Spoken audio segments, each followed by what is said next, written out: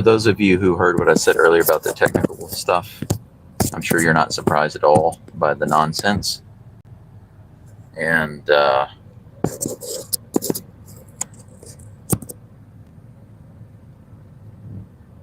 I've had to make so many changes. I've had to make so many changes just to get this video going. I don't understand. Um, it's really testing the limits to my patience, because it's just a bunch of stupid stuff that's supposed to be working but isn't. And I don't understand why not. I really don't. Because I have had full signal for the past almost 20 minutes. But YouTube has been telling me, yeah, hey Glenn, good. You found me again, good. So on my phone that I was streaming with, I connected to the hotspot on my SIM card phone, and it gives me my live stream connection. But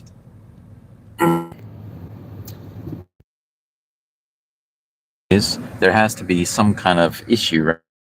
Let me turn this around so you can see where I'm at. I'm using my other phone. The quality is probably not going to be as good, but as long as we have the actual, you can see the house way over there. But let's turn this around. I want to get where, maybe about right there, I guess. Okay. I just pulled off the road. This is there are two different ways to drive around to my house. Well, technically there are three, but they all kind of the same point. My house kind of meets. It sits kind of at the point at which those three roads converge. But from here you can get kind of a side view of the house. There it is, straight ahead. Let me stop so you can take a good look. This is the layout. That's my house right there. My neighbor over on the left side, there is a lady that lives there. I haven't talked to her in a while. Her and her mother, I haven't seen them in a long time, so they're probably thinking that I'm already dead. I'm probably already keeled over. But now here's the thing. From this angle, I can barely see just part of the roof of the shed behind my kura, and I suspect that it may have collapsed a lot more. So if we find that today, I won't be surprised. Let's continue on up to the house.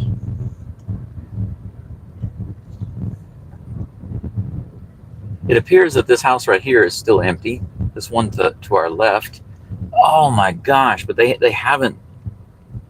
Wow, normally they keep this grass cut at this house right here. They normally keep the grass cut, but it is just exploded and gone up. They haven't been here in a while. I'm surprised. They've really let this go. I'm shocked. I've never seen so much grass at this house. But it's grown up everywhere out here. There's a group of volunteers that come through here sometimes and cut all this, but apparently they haven't been here in quite some time. Wow.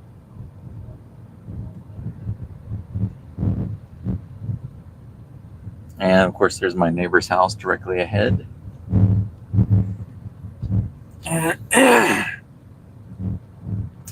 And of course, as always, they've got it nice and cut.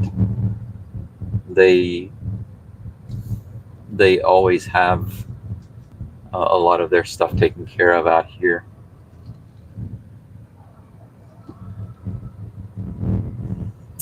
Yeah.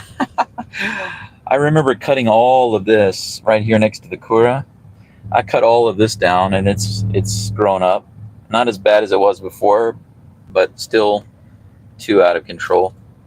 I'm gonna try parking right over here. next to the Kura, as close as I can get, so I can be kind of off the road.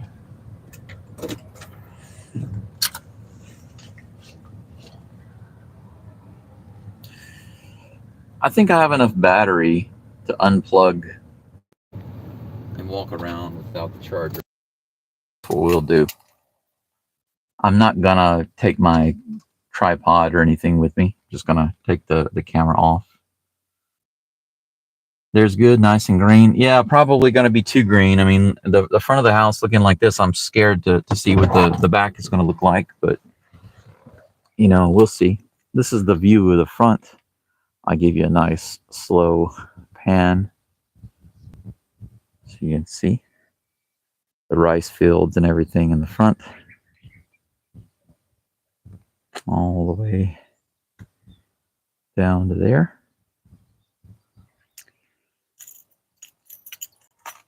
Oh man, it's nice to stretch my legs.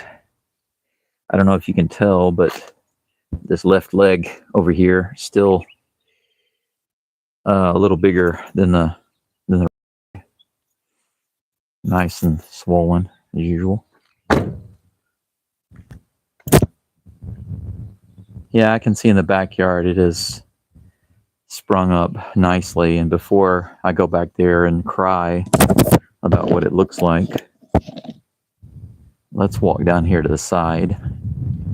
I want to see how much it's grown up beside the guest house Kura.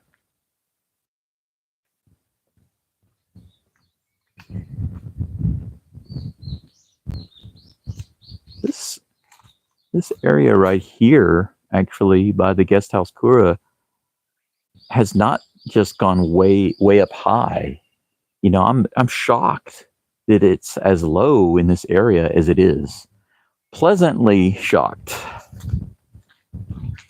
This area that was all cut down has come up a lot, but once again, not as high as I was expecting. So, okay. Yeah. Yeah, this is now, whoa. This is now much higher than it was before. It's bad. And I'm definitely not going to walk through there. But it's not as bad as I thought it was going to be. Yeah, it's reestablishing itself. It's trying to retake its territory, right? All of the battles I waged to win this territory, and it's trying to reclaim it. Why does the screen keep getting so bright? I don't get that.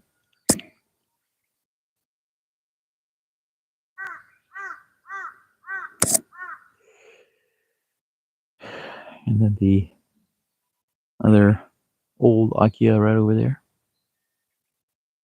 Yeah, even all this stuff. A long time ago, I cut off all of this, and I even cut up there a little bit. And you can see even the new bamboo sprouts that have come up from where I cut before. All this stuff that's overhanging here, I'd cut. A lot of it's bending over because of heavy rains and snow. It still hasn't straightened up. Glenn said these weeds should be green, so easier to cut again. Yeah, I wish I had the energy to cut it. I definitely don't. It makes me sad because I was thinking about that before. I was like, man, I should go out to my house and, you know, just try to spend at least a whole day to slowly get out there with a weed eater and cut. But you guys don't understand how little energy I have and how fast I get tired. Like even right now, there's no hill between, you know, here and there. The front of my house, it's flat. This is a flat surface right here. But even when I'm walking on a flat surface, I walk slowly, and the reason is because I will just exhaust myself very fast. But I'm a little concerned about going back here and seeing what the condition is like. It feels sad to make so much progress that takes so long and for it to just go back to like this. But, you know, I'm hoping that with my recovery, my energy levels will go way up like they used to be, and then getting back out here myself, and maybe getting some help and cutting stuff down will be no problem. I think that for a person who's in decent shape, it's really no problem. Well, Glenn, that's something I wanted to talk to you and everybody else about in this video. Once I got out here and after I kind of checked everything out, I got some mail. I wanted to share, turn this around. I wanted to share a little bit about what's coming up, because I've already mentioned that I have a doctor's appointment in Hiroshima tomorrow, which is the main reason I was able to come out here to my house. Kind of a twofer, visit. Let's see what I got here. One is to go to the hospital, and another is to stop at the house and check things out. Make sure everything is uncollapsed. Get my mail. There are a couple things I want to pick up, put in the van. But since I was able to share a little bit with you guys since I'm out here. Oh, konnichiwa. One of my neighbors. 今、まあまあです。ここ、悪いです。後で、明日、広島病院に行きます。私の医者、薬とサージャリー、後でここ。はい。そう。大変。はい。あそこの、この県の方から、池が漏れるようで、それと今度は、所得で固まる。あそこ。はい。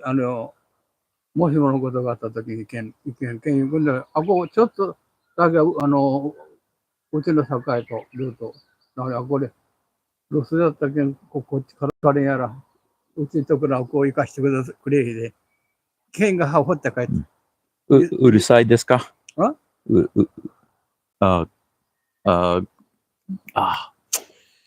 日本語でわかりません。最近先月の終わりに詰めて帰った。OK。はい。こう、ちょっと上がってみたら、こっちからでも見えるけん。いや、あなたが、姿が見えんけんけど、親が悪いんだよな、かいっていうよりも、俺わからんけんね、あなたが置いてって子が。そう。これじゃあ。今、私の病気、そう、そういかん。はい、大変。でも、今、私は、尾道で、はい、勉強します。日本語学校、そう、毎日日本語を勉強します。そうですか。そして、私の体悪いです。そう、運転します。ここ、難しい。カット。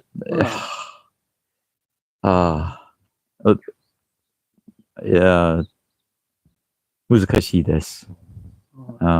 そうです。いや、元気な顔の姿見て安心したよね。元気欲しい。多分後で私の医者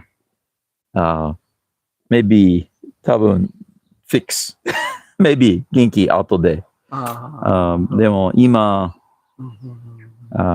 悪い体そうよね。はい。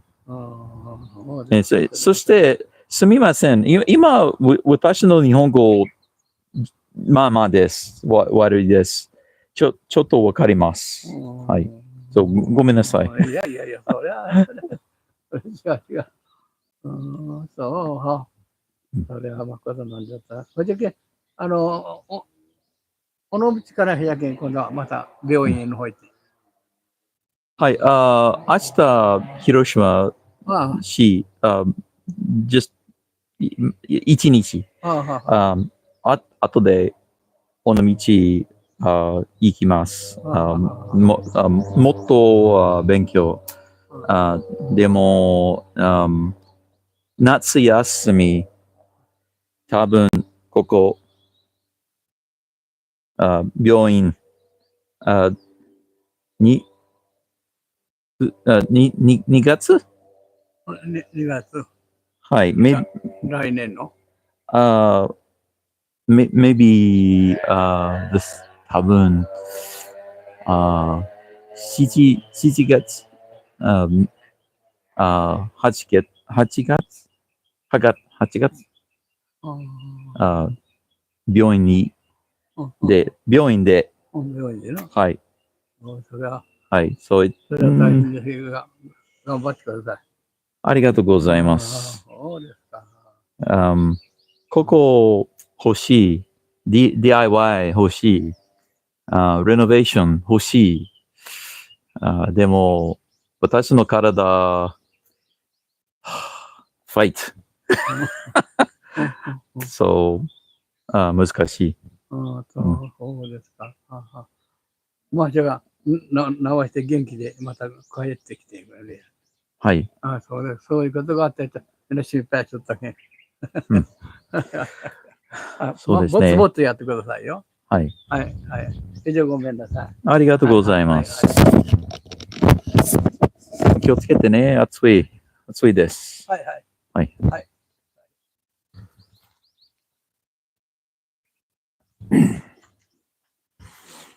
Oh, I meant to put my mail in the van.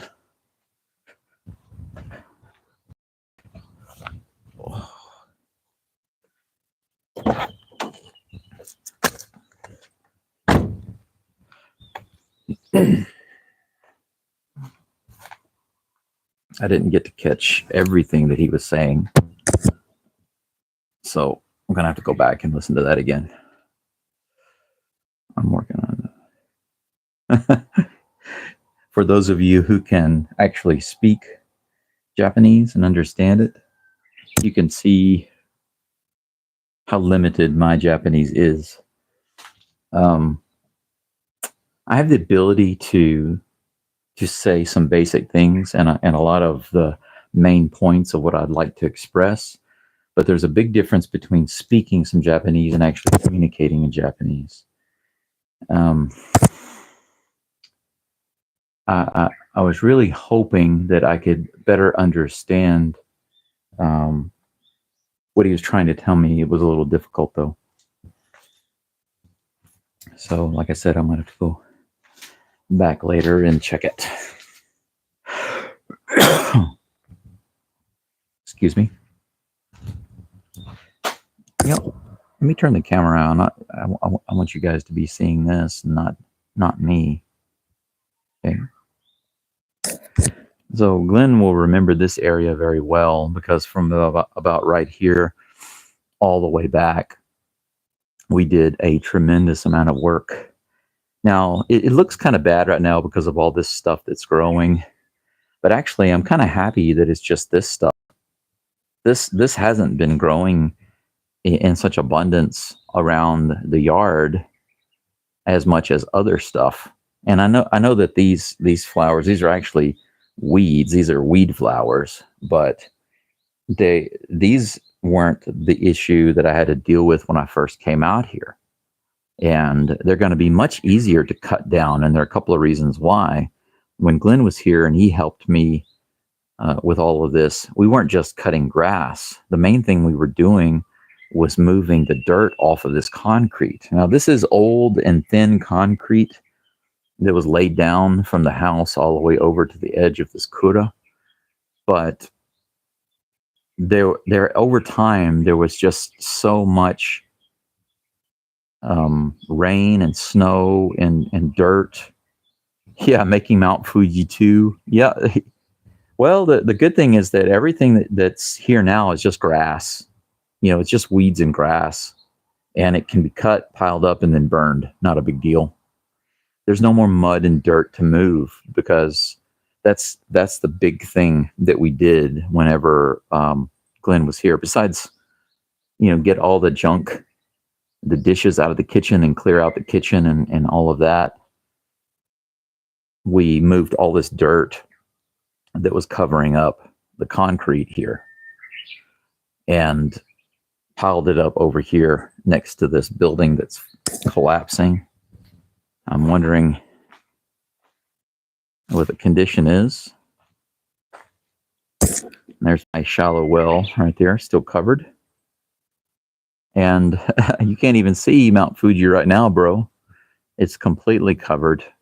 I mean, look at all these. What are these? The dandelions? I mean, they're just, I don't know. I haven't seen it like this before. I'm so used to seeing big, ugly weeds back here. Yeah. Yeah. I don't think that this stuff will be very difficult to cut. It's not super thick. They're quite thin, and it actually looks pretty out here, even though it has grown up a lot. It actually is kind of pretty. It's not as bad as I thought it was going to be.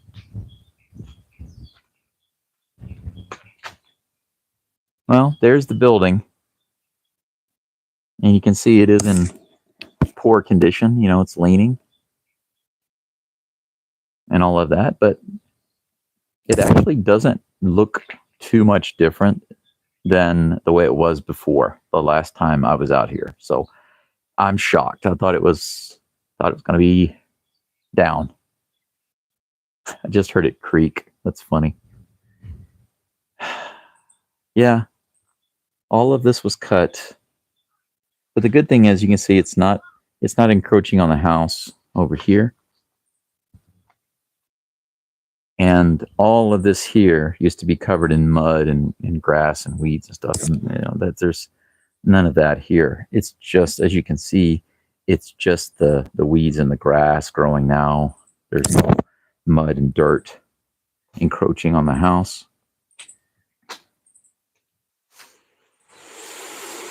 I was thinking about bringing my bike back with me so I could use it in Onamichi, but for medical reasons, I think it's going to be a while before I can actually benefit from it. So there's no point in trying to load it up and bring it.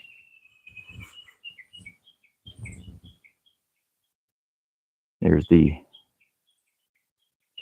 my famous backyard view. You can barely see the wall now. It's not as open and clear as it was before. Remnants of one of the last times I was here.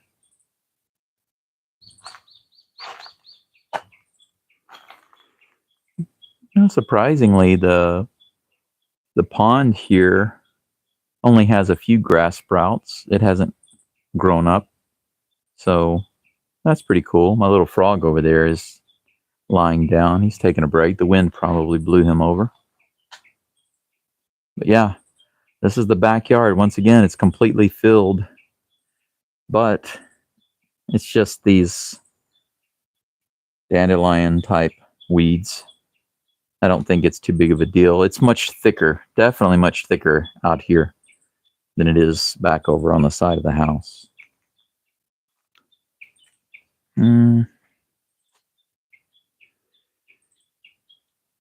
Still a slow trickle coming in from this way.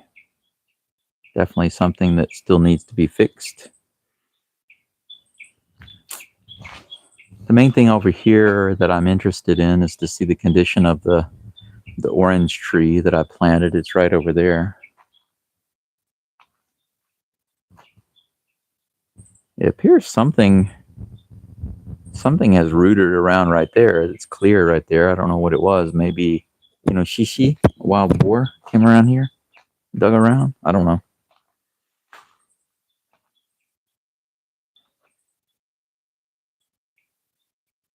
Yeah.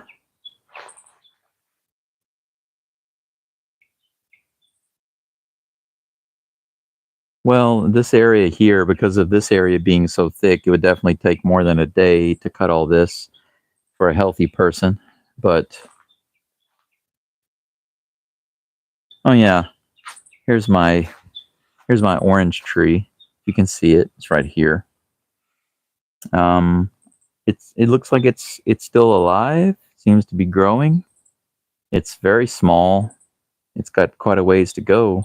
But the cool thing is, if you look closely, you see that right there?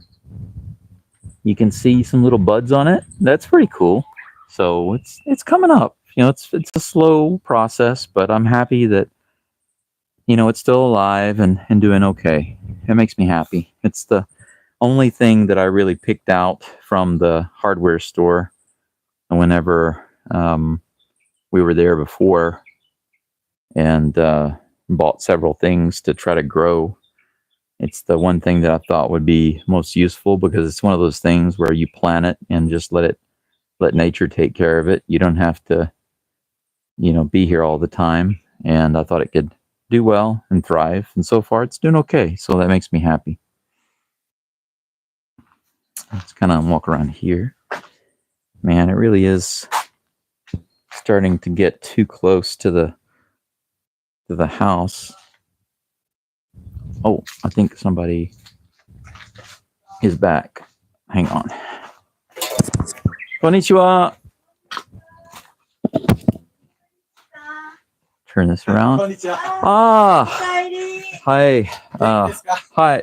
Mama です。はい。私の友達 on the camera. Say hello. はい、こんにちは。Hello. My neighbors. So, let me put this. だった？はい。Mama. はい。水サバ。あれ、水道。はい。元ありますか？元水。水はね、もう来ない。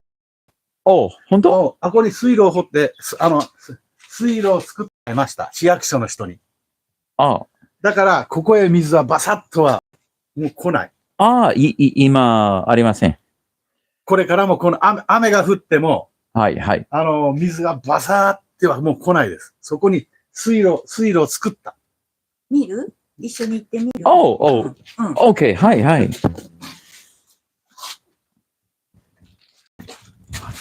よかった、会えて。はい。明日、広島病院に行きます。そう。ここ、悪い。ここどこが悪いの？はい。日本語でわかりません。でも、surgery？切る。あとで、私の医者、切り、cut。そう。and out。日本語難しい。でも、ここ悪い、私の医者、今、薬飲みます。あとで、病院で、住んで、ちょっと、入院して、はい、out。そして、maybe radiation。maybe 元気。でも今難しい。そうです。勉強、尾道で勉強します。毎日スタディ。今も行ってるの？はい。でも、痛い。そして、疲れる。はい。食べれる？少し、OK。時々食べません。時々、ここ、めまいがする。はい。ここ痛い。時々、ここ、病気。吐きそうになる。はい。そう。毎日、薬飲みます。はい。今、私の医者、心配します。どこの病院？広島病院、広島市病院。市民病院。はい。広島城近く？ああ、じゃあ、市民病院。市民病院。名前、市民病院だね。はい。広島城の近く。はい。ね、はい、そうです。そう。早く元気になって帰ってきてね。欲しい。多分、maybe. 今、maybe 3週 ?3 週JLPT、日本語、検査あります。大きいテスト。後で病院に行きます。そうです。そっか。はい。心配だね。少し。ね、心配だね。はい。大変。でも、ね頑張れね。そうね。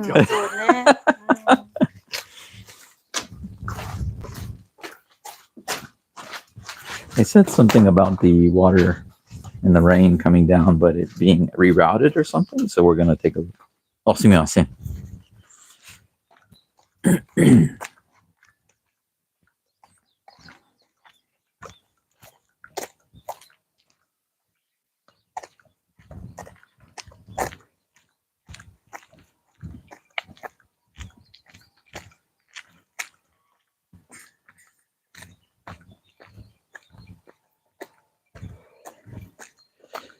This is an uphill driveway, a little difficult.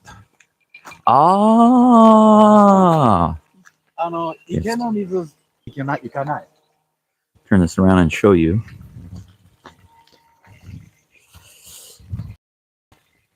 So they dug a trench here.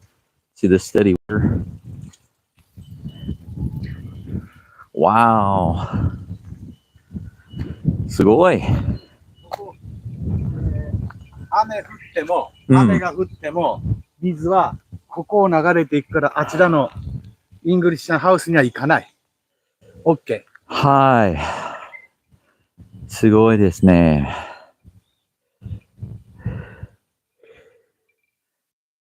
雨が降って、これは大きい、忙しい水はバーッと流れて家の方には行かない。大丈夫です。よし。好き。So, yeah, there's, あそこで、池ありますか？池あります。Okay, a pond right behind there. And when it rains and the water from the mountain makes the pond fill up, that water comes over, and that's what's been going down to my house. But now they've done this. Toyosaka Cho,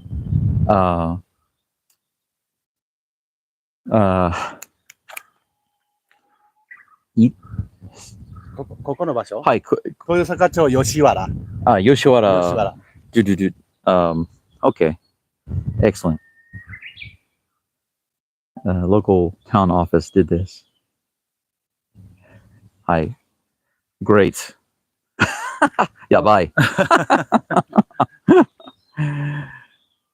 Yeah, and it runs down through here, all the way down through here, and out around the side, and it goes into the rice field across the street. So when it rains, all of that excess water comes through here instead of going down to the house. That's great news. Really great news. Whew. Wow, whole key stone. Yeah, look at those big stones. Wow. Okay. When the rain comes, the water in the pond does not go to the house. Hi. これは very, very happy. 今、私の古民家、ここ、水。はい。そう、前、私の古民家、lean. So, over. ここ悪い。でも、今、水、来ない。So, maybe 今 OK。OK だと思います。そう、ここ、ハッピーです。ありがとうございます。はい。大きいここ、OK。ここ、日本語、12市長。はい。1、2。ここ、good。すごいです。OK。12市長。長はい。大長12市長や。12市長いたら。これは、cancer？ キャンサーはい。キャンサーここ、cancer。キャンサーはい。そう、悪い。でも、ここ、OK。ここ、OK。just here。ここね。はい。そう、私の医者、cut。カットね。and take。テイクね。はい。欲しい。そう。大変でも、わからない。I don't know。待ってるからね。はい。多分後で勉強終わります。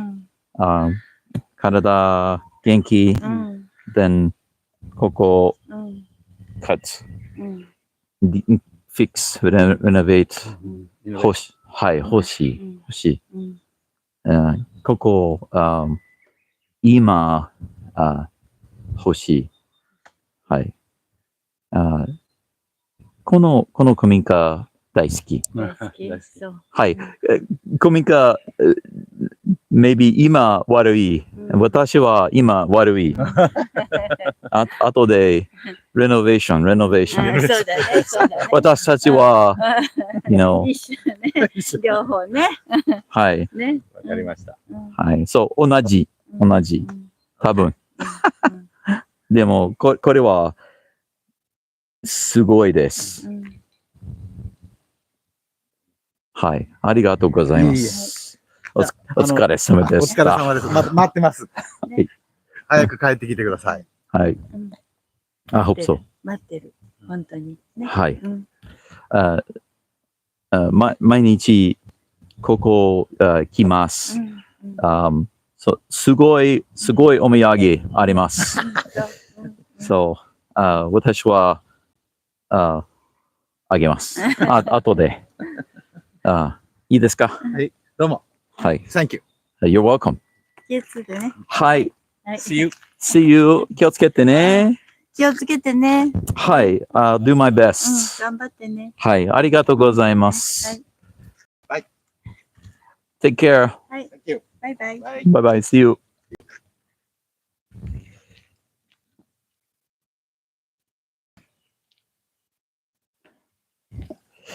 Well, that's great. You guys should have heard all that. And you can see right now it's not raining. It's a hot day. It's a clear day. It hasn't rained in several days, actually. But there's still steady water coming out here. There's always steady water. You already knew that if you watched some of my last videos. But there is a pond back there, which is constantly being fed by mountain water. And it's always overflowing. But when it rains, it gets really, really bad. And that's what's been causing my house, the water to go under my house, and for it to be leaning a little bit. And it's been eroding that soil under there and causing the soil to sink down. And we'll take a quick look at that just to show you what's happened under there. But that erosion should now basically be stopped because of this right here.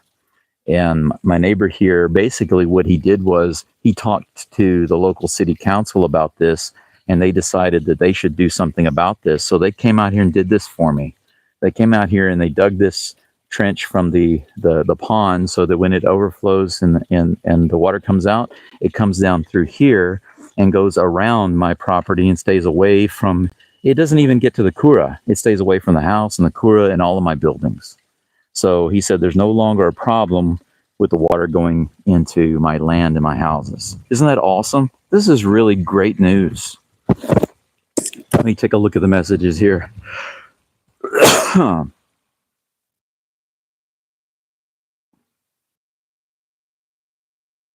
The woody weeds are gone, all just new green growth. That's true.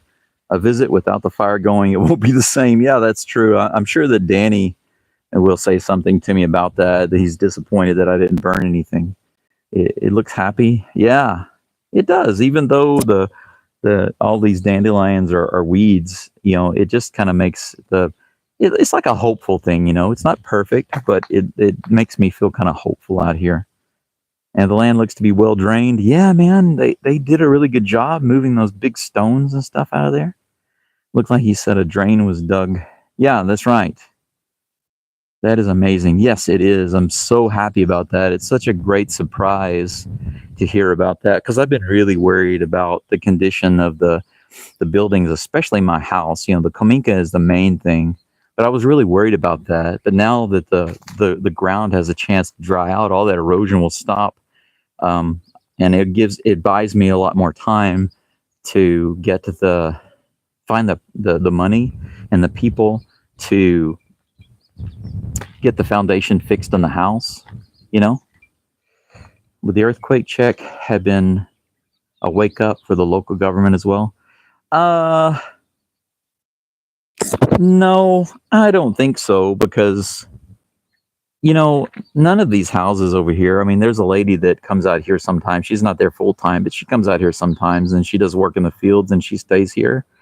And I know that those buildings, and that building over there and that building over there, I know that none of those buildings meet the earthquake inspections. And there are many buildings out here in the countryside. I mean, heck, that building across the street, people live there, and that might not even meet the earthquake standards, you know? So I don't necessarily think that it's much of a concern. I was thinking about the poison. Oh, the erosion aspect under the house. Oh, yeah. Actually, I was going to try to show you guys. I think I can get through here. I thought the grass was going to be much worse than what it is, but it's just this one main weed in the way. We can walk over here and try to get a view. It is still cool, though, that despite all the growth, I can still kind of walk through here.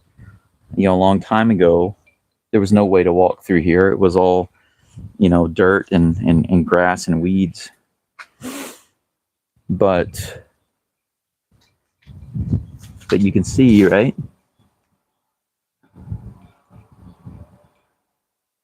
You can see the big erosion that's been happening under the house.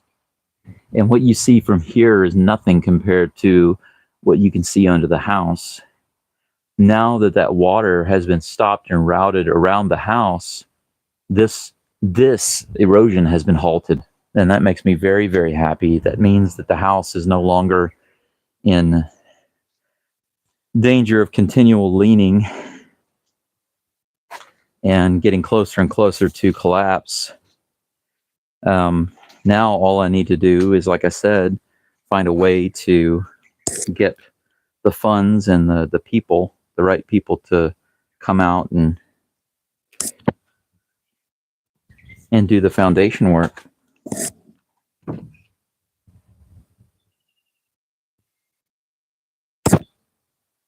All right. Well, here's the kitchen/workshop. Pretty much still the same. Very quiet in the house.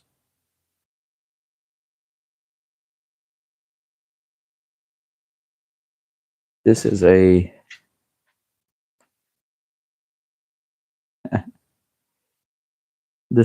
mattress and rug and some towels and stuff that Till left, my friend from Germany.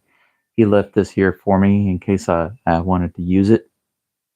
I was thinking about taking it back with me to use in Onomichi.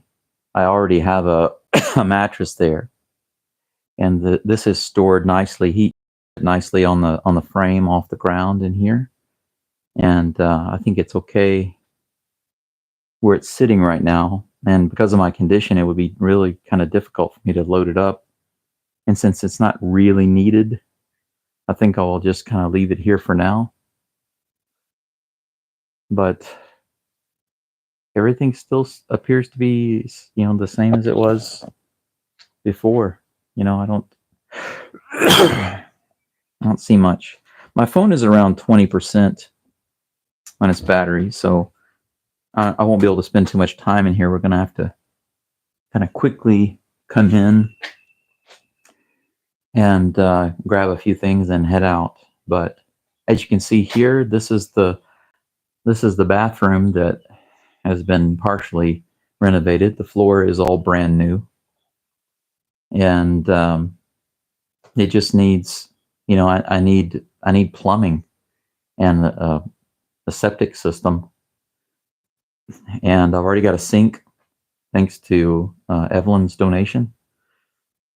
Just need to get the pipes put in, a nice toilet, nice bathtub, nice sink, an actual fully functioning nice bathroom. It's going to be great.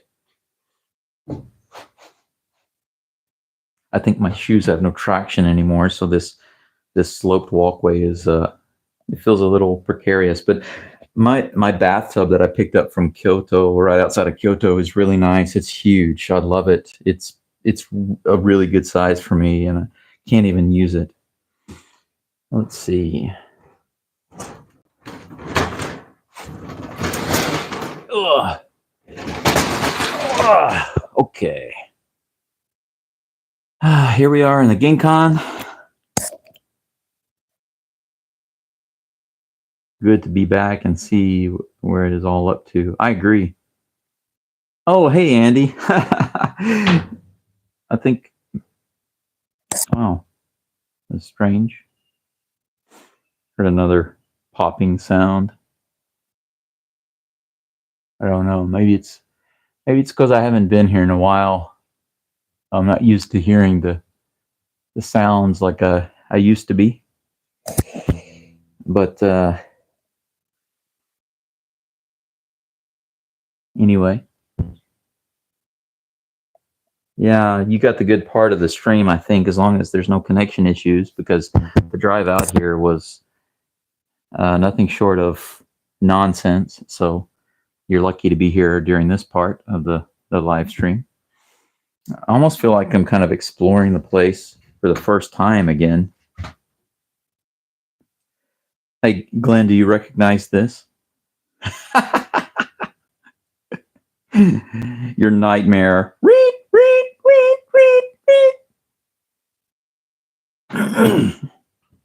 There were a couple of things that I wanted to pick up while I was here. And just so happens there's some of them. Maybe I'll just use this box. My coffee from Louisiana that my friend Taylor sent to me.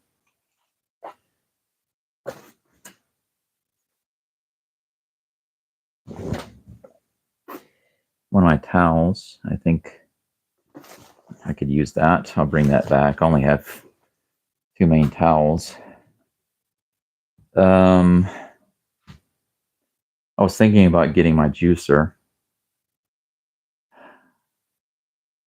but it really needs to be cleaned first, and I have no water going right now. That's a little bit of a trouble. A little bit of trouble. I'm kind of afraid to go in the bedroom. It's been basically sealed off. I can't think of anything that I really need in there. I would like to get my cables, though, my HDMI cables, but let's go in here. I want to see if I can get my writing tablet, my XP pen tablet. Yeah, everything's just nice and quiet, same as usual. I just watched your video about your former employer. You had this Akiya free and clear? Glenn says, no. Yeah, I'm sorry I had to traumatize you with that cabinet, that dish cabinet, Glenn. Ruby's, you want to know if this is my free and clear Akiya? Yes, the answer is yes. I own this 100%. When I bought it, I paid all of the fees, not just for the house, but the other buildings, the land, all of it is inclusive. Everything that you saw outside, the the Kura, the storage building right out there, and the shed behind it, even the little shed on the side, the bathhouse that's back there, the guest house Kura that you can see the white wall through the glass over there. All of these buildings are mine. It's about 6 buildings. 1, 2, 3, 4, 5, 6. Yep, 6 buildings are mine, and everything in here, that's old, it was left in the house, and all of it's mine. If you see boxes, like all of these, like in this room here, a lot of these boxes are my stuff, and I would say maybe half of my stuff. These big boxes are anime figures that I was trying to sell, but for various reasons, I had to stop. I mean, one reason is I went into the hospital, and I wasn't able to continue, shipping these things out and selling them prior to Christmas last year. And so now they're just stocked here. If anybody's interested in buying a large box of anime figures, I can give you a good deal. You could actually resell them on eBay or whatever, and just mention it to me, and I'd be more than happy to ship you one. You can see 1, 2, 3, 4, 5, 6, 7, 8, 9, 10, maybe 11 or 12. I've got tons of anime figures, most still new and in the boxes that I need to sell and get rid of, and I could really use the money for my insurance payments, my medical treatments, and my medicine. The Akiya owns Brandon. Yes, pretty much. I've had cancer too. Rubies, I'm sorry to hear that. It's no fun. And I know that there are different levels and different types, but regardless, it sucks. Can you work or go to school remotely? Yeah, you need to get some rest. Well, in Japan, you can't meet their requirements for being a full-time student and having student residency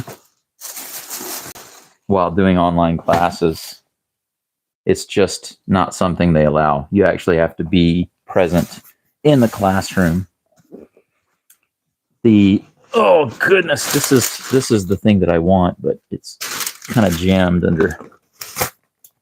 Oh, of course. Oh, there we go.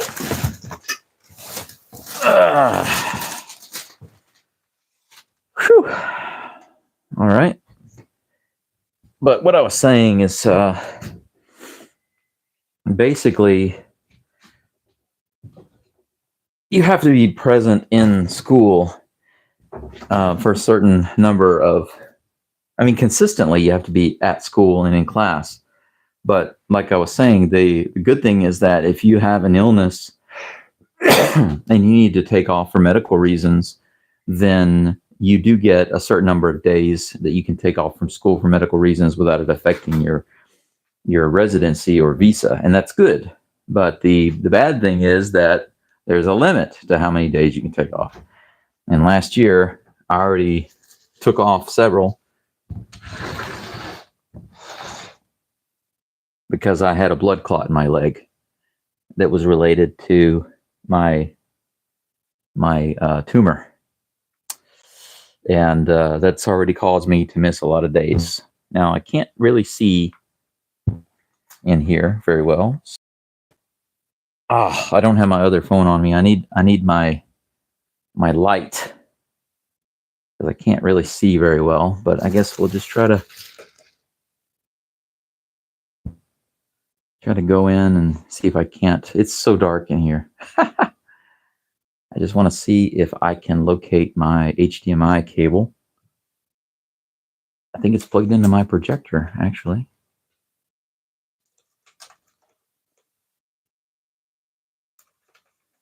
Man, that's hard to unplug. Why is that so hard to unplug? Oh, there we go. Got it. Oh, this cord is... This is like nothing. This is a super short cord. Put that over there. Oh man, it really smells a little musty in here.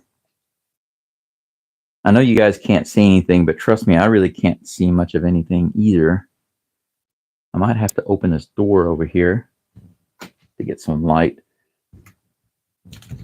Oh, yeah, that's right. I sealed that off to try to keep it warm in here.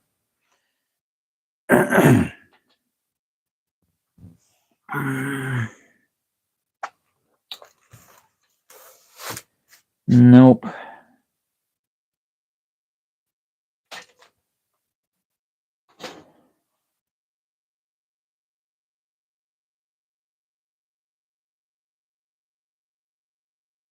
This is something also that I wanted to bring back with me, the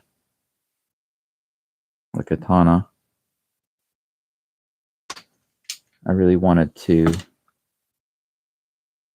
see if I could get a blade fitted to it.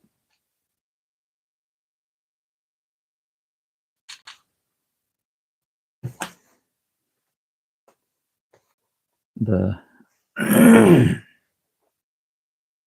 the Tsuba and balancers are somewhere else. I used to have a flashlight in here, but I don't know if I left it or brought it with me. Well, my wireless mouse is here. Okay. And here's the Tsuba and the balancers. I'll put those in my pocket. I got all the pieces to the katana that I wanted.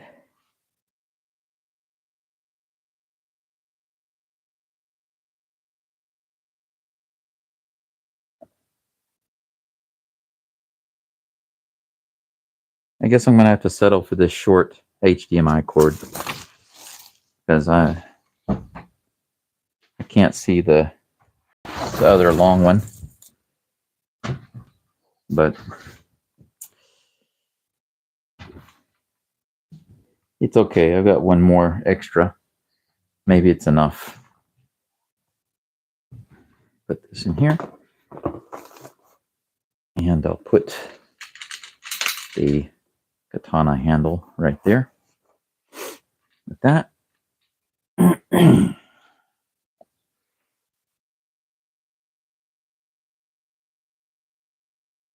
That's pretty much it. There's really nothing else that I wanted or need to get and bring. I've got my mail already. Let me pick this up.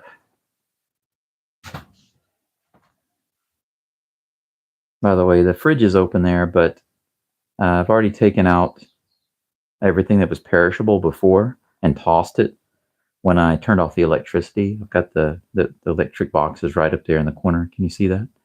And I turned the electricity off completely because I wanted to make sure of two things. Number one, I wasn't getting charged for any type of electric power usage while I was gone. And the other thing was I wanted to make sure that there wasn't any type of fire hazard. I am curious to know if there's any oh no, this is empty. I was wondering if I had some more of those mosquito repellents in there, but apparently it's full. I mean, it's empty, so I'll have to get another one for the house in Onamichi. But that's pretty much it for now. I feel sad to go. Now that I'm here, I feel sad to go, but I mean, heck, you can see that I really haven't done much that's, I guess you would say, that would be considered strenuous, but I feel winded. Isn't that ridiculous? Man. I don't have a tremendous amount of tools here, but I have some little tools here and there that I've built up over time, and materials and, you know, all sorts of stuff that I can do things with and work with. But the energy to do it and the motivation is just not there. And the motivation is being hurt because of the energy, my health condition. By the way, this was the sound that I heard. It was the wind blowing the door shut. It wasn't the house making noises. I thought it was the house creaking or something, but it was actually just the door, the front door.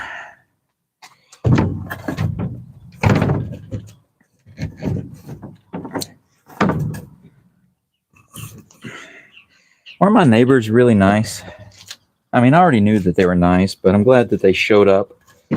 I was going to go say hi later after I finished here, but it was nice for them to see me and run over here and check on my body and make sure I'm okay and wish me well and tell me about the water being rerouted. That actually makes me a lot happier because this whole time I've been so worried. I can't tell you how much I've been worried about this house, guys, because I just thought, I've always thought for a long time that this house and I were very similar.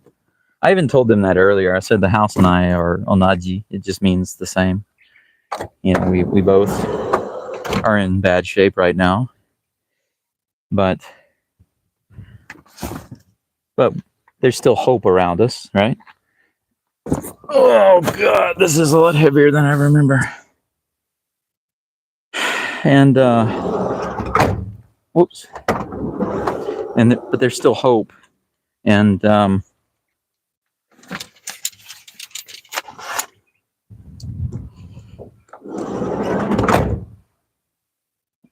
there are some, conditions that have changed that are helping the house and helping me to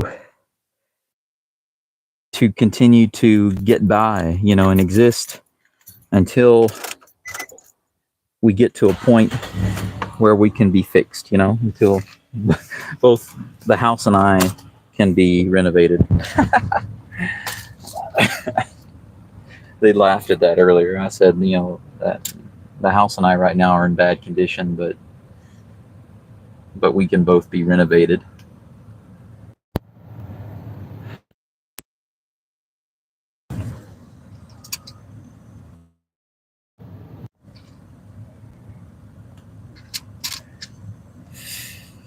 Oh, man. Even the little things are so difficult, so ridiculous.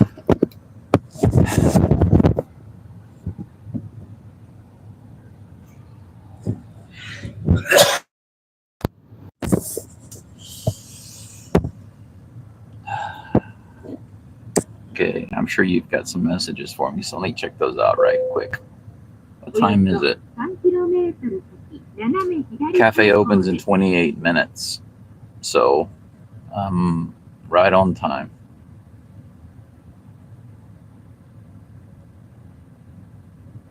Let's see here. And yes, I agree with you, Rubies. I try my best to get rest, but the big thing is the treatment. And I did tell my neighbors this. I don't know if you caught it. I was telling them in Japanese as best I could, but my doctor wants to do surgery on me, but we can't do surgery until the tumor shrinks a little bit. And there are two reasons why. One is it's right on my artery. It's a main artery. And if that gets damaged, I could bleed out and die right there on the operating table in just a few seconds. The other thing is that the tumor, although the tumor has not spread, it hasn't spread to any other part of my body. So that's great. They're surprised about that because, especially since it's been 2 years. My doctor said that without any treatment, I'd be lucky to live 3 years. And it's been 2 years. It's been over 2 years now, just over 2 years. And there hasn't been any spread into my lungs or my brain or anything like that or other organs. And they're surprised about that. But it is inside the veins that are very close to the kidney that lead to the heart.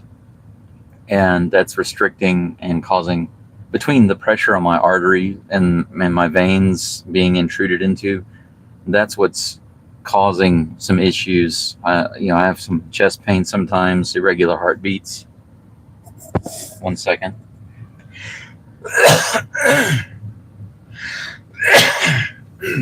Man, sorry about that. And my massive anemia, which is why I'm exhausted right now, and edema, swelling in my legs, that sort of thing, the leg clots that I had last year, all of that's related to that main thing.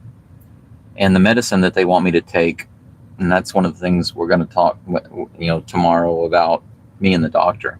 We're going to talk about this medicine, taking this medicine that will help to shrink the tumor and get it out of the vein so that surgery becomes an option. And then at that point, very soon, as soon as possible, probably this summer, I'll go into the hospital and have surgery. They'll take out the tumor and the kidney and then do follow-up radiation, targeted radiation for any remaining cancer cells to try to kill it, everything that's left, that might be left.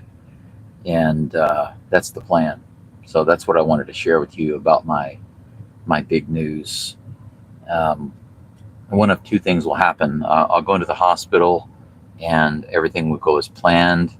They'll before I go into the hospital, the medicine will shrink the tumor enough to where we can have surgery. Then I'll go into the hospital this summer and have the kidney and the tumor taken out. They'll do follow-up radiation. That whole time I'll stay in the hospital. They told me that the radiation treatment itself would mean that I would be in the hospital for a couple of months. I would just guess that with the surgery as well, could be much longer. And then I don't know how that's going to affect my residency, my student visa, but the school is doing their best to work with me to solve that problem. So that's good. They've shown that they actually care about me and what I'm going through. And so that makes me happy to know that they're giving me that support. But assuming all of that goes well, I get out, I slowly recover, I become stronger over time, my body gets used to having one kidney, my energy level goes back up, I'm able to adapt and become, more like I used to be and do more. And that's one road. The other is that, I take the medicine, I get into surgery, and it's a disaster and I don't make it. These are pretty much the main two possible outcomes. And to me, in my mind, it's kind of a 50-50. I don't think that the doctor necessarily looks at it that way, but that's kind of the way I feel about it. And to be honest, I don't want to sound dark or anything, but either way, it's okay. If I make it through and I'm able to have a better life and enjoy life and live for a lot longer and do many things that I want to do and have relationships that I want to have and, love and be loved and do what I love to do and make my life better in Japan, fix this house, then great. But if I don't make it through the surgery and I cruise off into the afterlife, then that's also great, because both are good options to me. I've said before, and I'll say it again, I'm not interested in just existing. I don't want to just get by and have a terrible quality of life. I would never be able to enjoy the things that I really want to enjoy, because life is not easy. And it does have some wonderful things about it. But in order to take part in those things and enjoy those things, you need to have a certain level of health. Otherwise, it's just going to be daily, 24 hours a day, 7 days a week, 365 days a year of pure just struggling to get by and existing. And I'm not interested in that. I only want to be here and be thriving, or I want to be dead and in the afterlife and in a better place. Those are the only two options that I want. So no, I'm not scared of death. Don't care.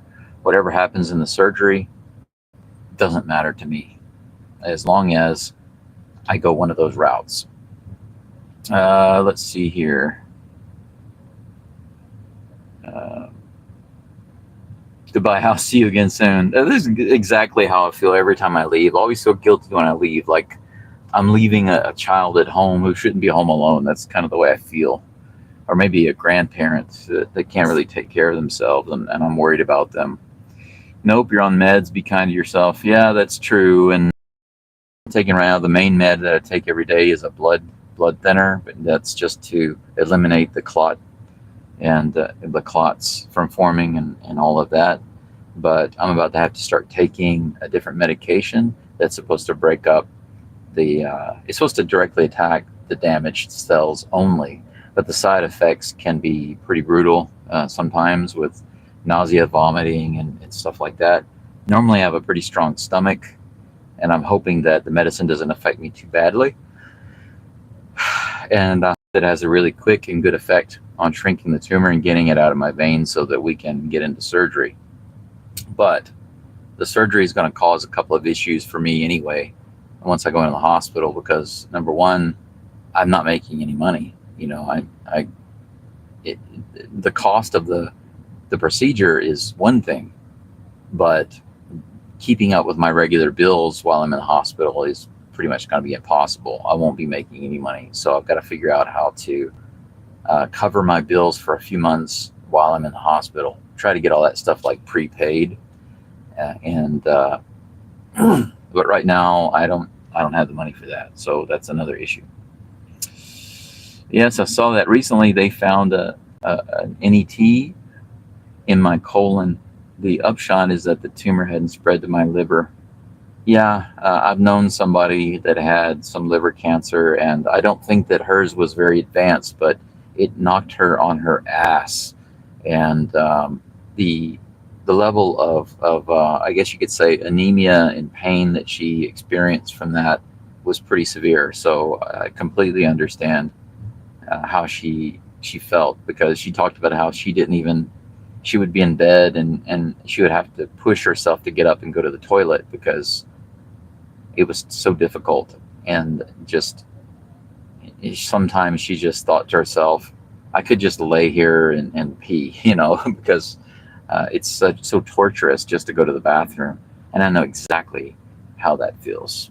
I'm not far off from that right now. Actually, I can't do very much. I'm definitely doing a lot more than I did when I had the blood clot in my leg. But I remember the day that I walked out from the house to the van.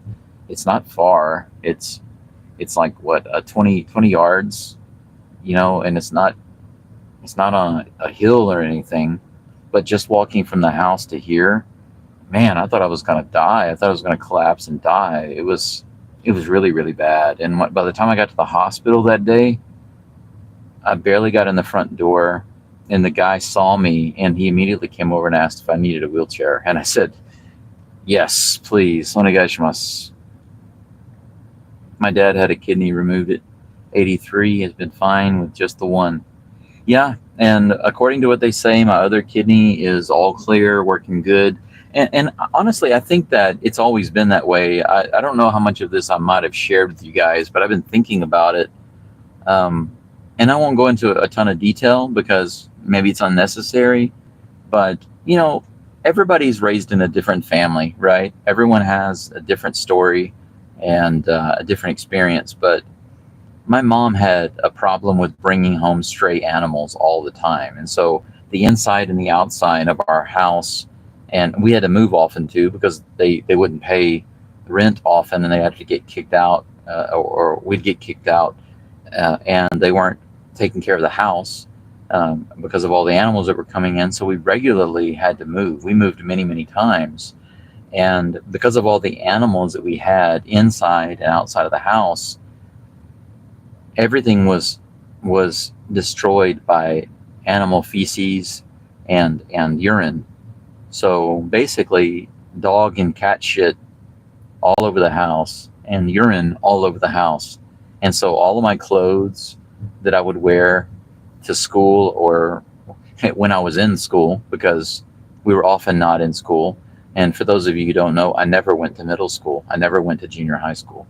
Not once, because my mom and dad not only had to move us around a lot, but they were also racist, and they didn't want us to be in a school with too many of those people. And I was a kid, and I didn't have those type of thoughts. I still don't have those type of thoughts. My thinking was, what is the problem? If a school is dangerous and there's a lot of crime going on there, I could understand why they wouldn't want us to go to that school. But the schools that they were keeping us out of were like the main public schools. and they had a really good balance of different types of students from different backgrounds and ethnicities. And I didn't understand why there was any issue with us going there, because they didn't have problems with crime and things like that. And they offered big sports programs and many art programs. They had so many more things to offer than any other place. And yet my parents, they were so much against us going there that they kept us home and homeschooled. But that led to me never having any junior high school. And then I had to be held back a year when I went to high school just to make sure that I had all the studies that I needed to graduate. But luckily, during all of that time that I was not going to school, I just spent a ton of time reading. So I was reading tons and tons of books. My brother he poured into sports and watching tons of games and reading sports magazines and things like that. My sister didn't do either of those things. She just spent her time farting around. She was the spoiled young child, the young girl of the family. So she just spent all of her time playing and doing dress up and stuff like that. She never went anywhere. She never got her GED. She couldn't graduate high school. She even wound up having more schooling, formal schooling, than I did growing up, because she was younger. So she was able to actually start in, and have a year of junior high school, a year or two of junior high school, whereas I didn't. I started as a freshman in high school, but I was held back a year. I was supposed to be a sophomore when I went into high school.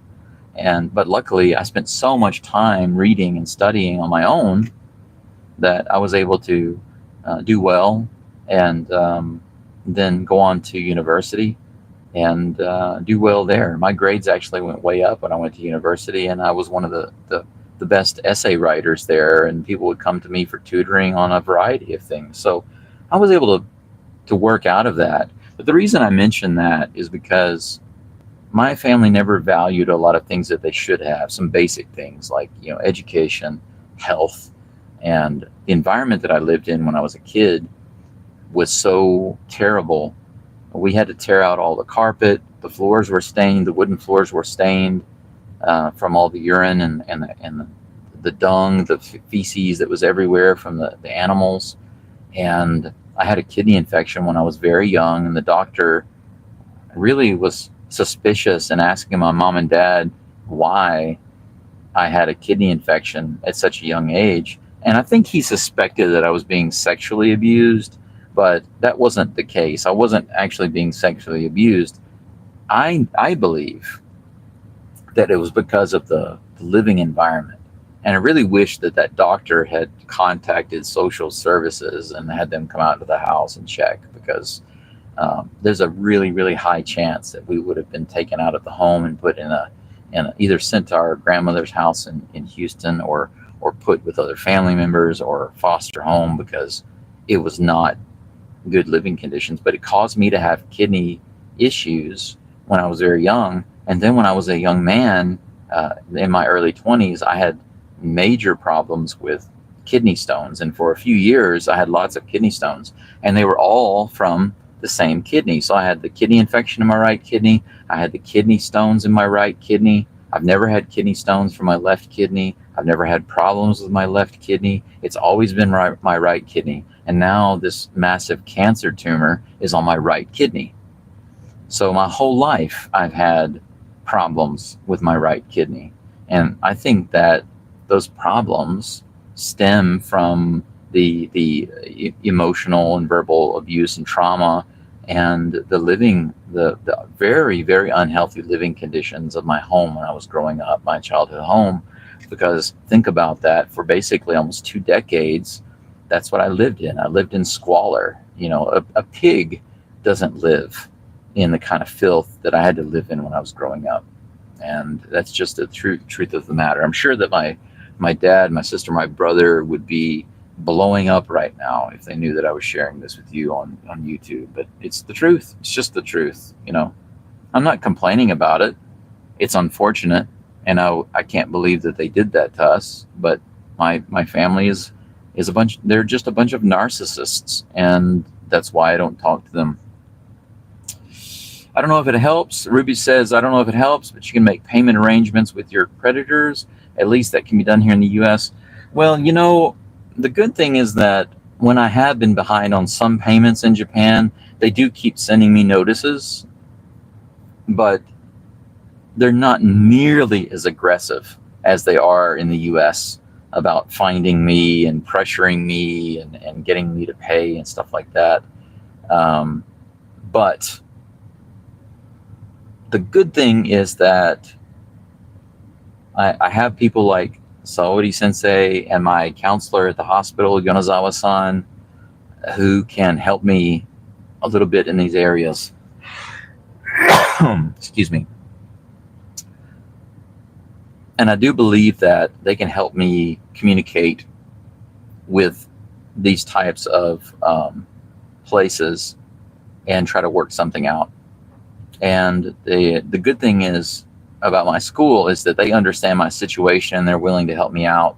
And even though I owe them tuition every month, I pay them the remaining tuition that I owe, it's possible that they might be able to agree to pausing those payments, because those are big payments for me. That's 45,000 yen per month that I'm supposed to pay all the way to the end of the year every month. And that's more than my rent. My rent parking altogether, my rent and parking altogether for my rental in Onamichi is less than that. So my rent and my tuition fee every month is basically 100,000 yen total. That's a lot. And then on top of that, every month I'm still paying for what I owe for my hospital stay last year, plus my regular hospital visits that I do every month, plus the medicine that I have to buy every month, plus the health insurance that I have to pay every month. And then right now is the time of year where you get more mail from the city government and this wherever you live about your resident tax, and that's going to have to be paid, and that's close to 100,000 yen. And they do offer you a payment plan, but it's not very reasonable for somebody that is making basically no money. And on top of that, there's also, at this time of year, once again, I will get property tax for owning land and owning a house. If you own an asset like this, every year you get taxed on it, just like you do with resident tax. If you're alive, you're an adult, and you're in Japan, and you have residency here, even if it's temporary residency, guess what? You pay an existing tax. You pay literally a tax to exist in Japan. And depending on where you are, that can be more or less. But for me, it's never been any less than about 85,000 yen, maybe 90,000 yen.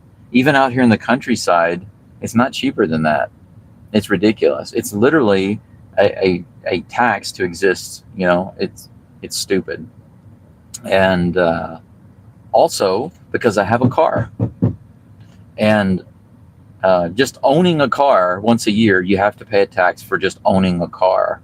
And guess what else? It's not a mini car. It's not a K car or a small car. So they decided that if you have a car that's larger than a K car, then you have to pay more. So where's the logic in that?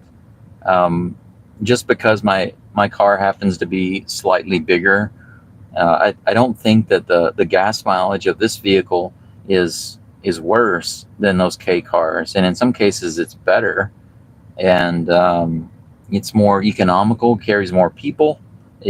And a K truck can only carry 2 people, and it gets terrible gas mileage, and it's limited in what it can do. But you're going to pay less in taxes on it and yearly fees. This can actually carpool people and do things that the K car can't, and yet I'm going to be paying more for it because it's a white plate car. It's a larger car, and it's not an electric car, or it's not a hybrid, and it's an older car. That's another thing. I pay more because it's an older car. It's like they have an excuse for all of these fees, but none of them make sense. Really, none of them make sense. I don't care if you're a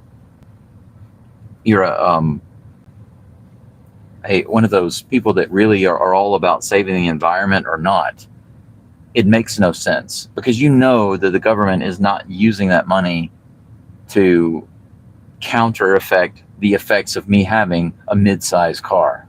They're not using that money to help offset my carbon footprint. They're wasting it on something else, guaranteed.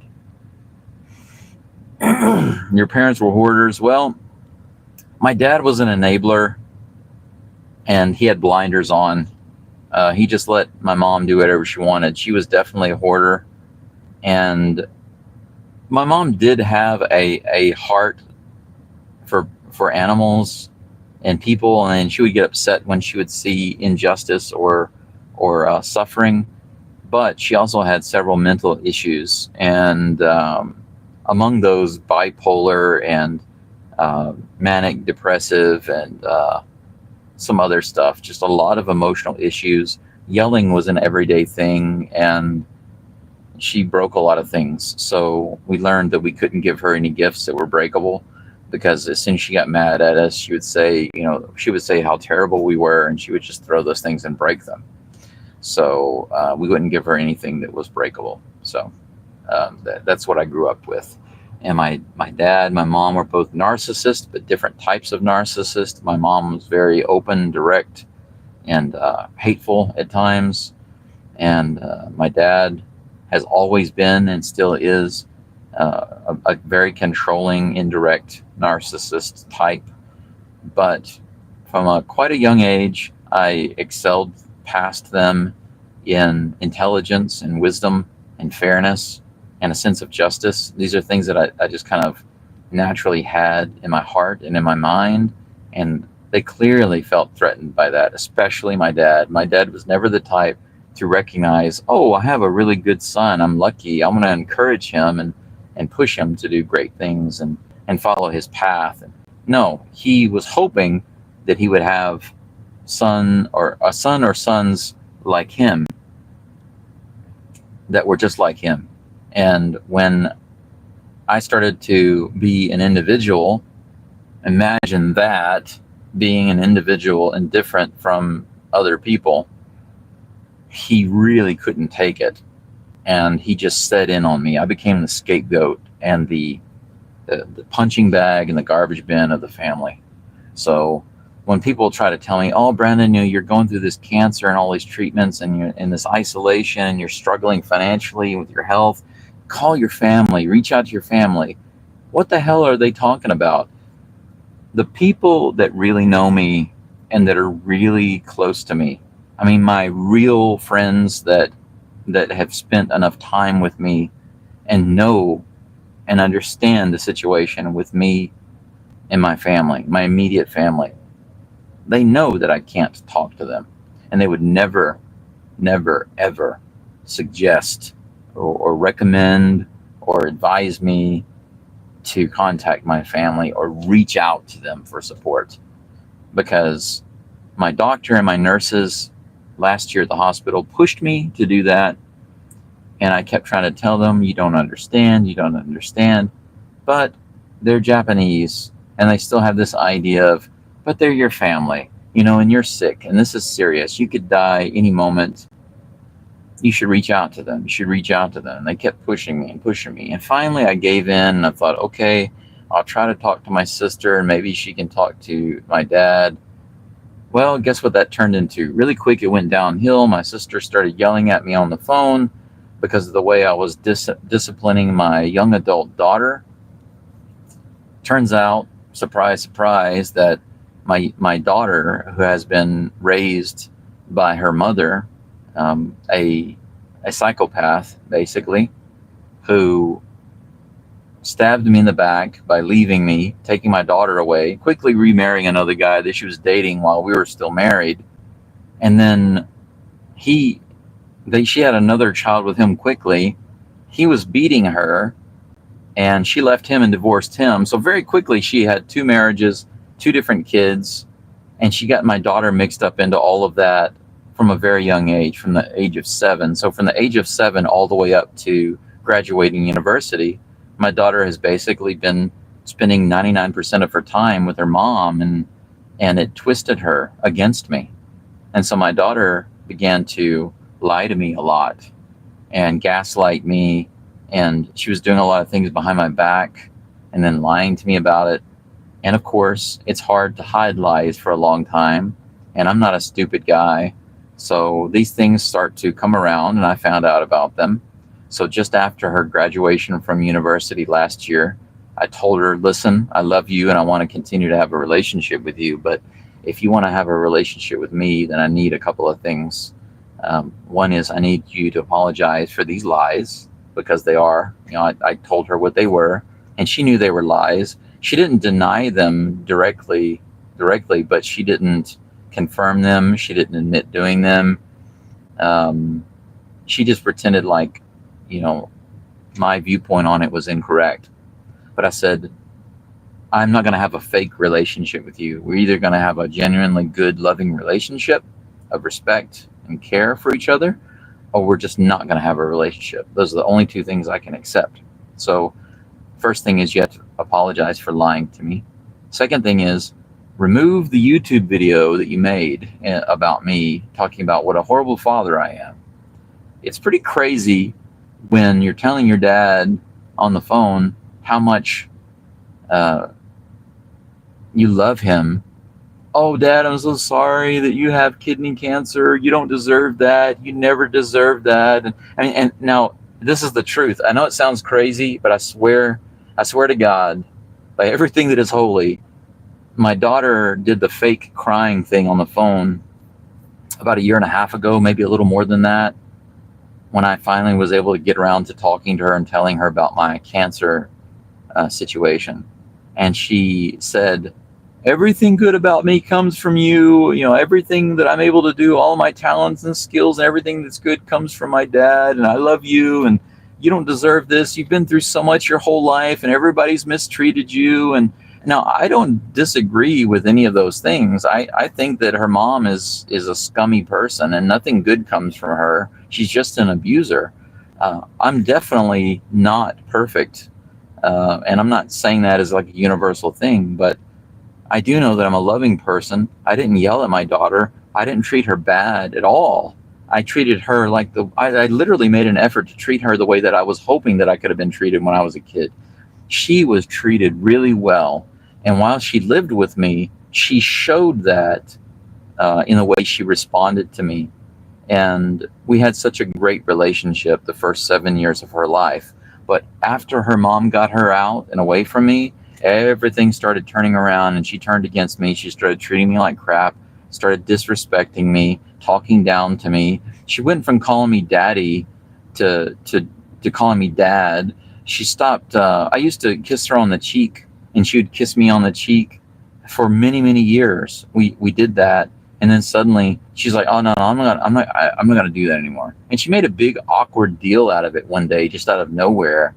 And I was like, oh, okay, whatever. And she's like, oh, yeah, and I'm just going to call you dad. I'm not going to call you daddy anymore.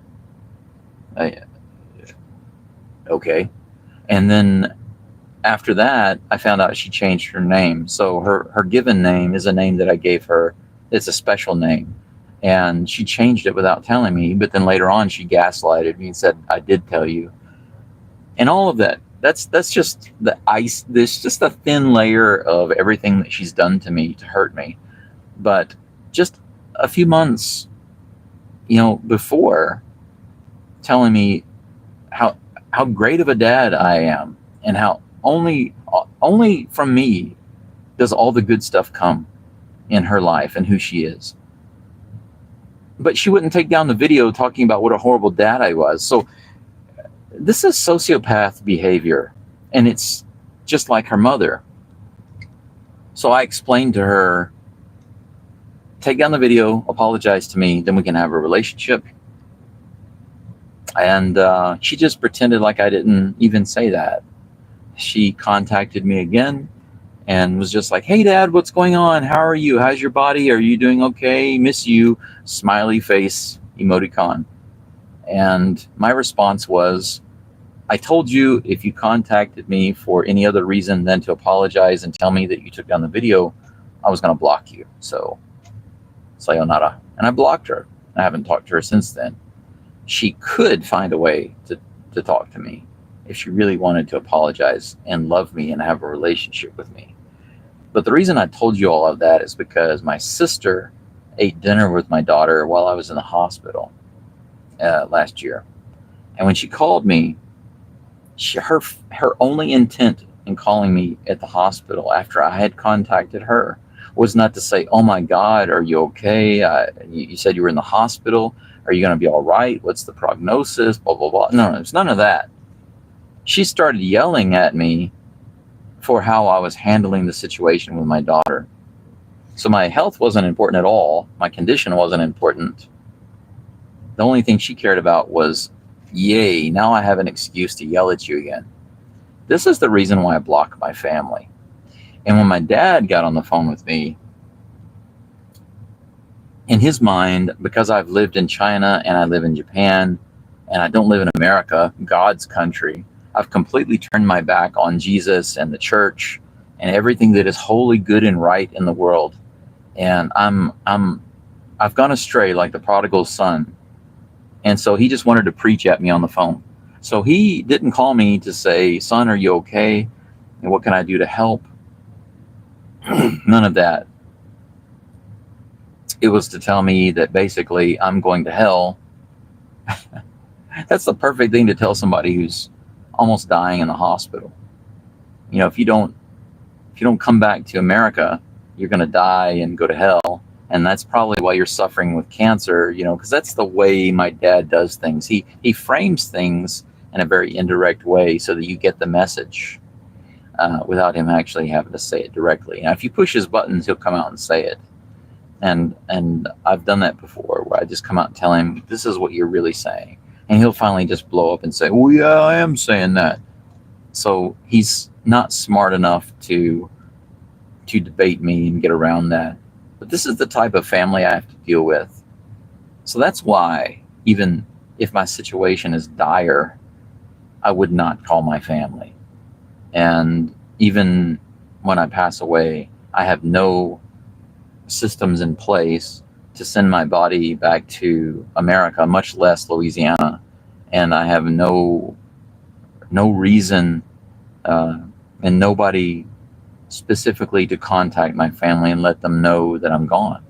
I don't care. Even the way things are with my daughter, I really sadly don't think she's ever going to change. She's too much like her mom. She's a compulsive liar. She's got clear sociopathic characteristics. I don't believe that she has any empathy or sympathy. And because of that, I really don't care about letting them know anything about what's happening in my life, even if I die. Andy, thankfully my dad was not religious. And yes, Ruby's tough indeed, but that's why I say I only want my life to be better and good, or I want to be dead and in the hereafter. I'm not interested in just existing. I want things to be really good. But yeah, Andy, you know, religion can be a positive thing if you have good people. But for people like my parents, it was just used, once again, as just another device to control and attack. If they weren't religious, they would have used something else. But anyway, what time is it? 11:38. It's adventure time. I'm going to drive down to the cafe. I think I've got a decent connection, even on a different phone. But I'm going to drive down to the cafe. You guys are welcome to stick around until I get down there. But once I get there, we'll sign off. I appreciate all of you for joining me today. For those of you who stuck through all of the nonsense, all of the various streams and starting and stopping and technical issues and all that BS, I appreciate you very much. We're going to take the back way because I don't take this way very often. And I want to kind of see if anything's going on. They're supposed to be doing some more work in the forest here to the left. Yeah, they're clearing it out. I'm going to turn the camera so you can see. But this is another thing that the city is doing. Oh my gosh, yes. Okay. Take a look at this. So not only have they cleared all the trees out here, but they built a road. You know what? I want to go look at this. You guys want to take a look? I want to walk out there and look at it right quick. Let me back up and park.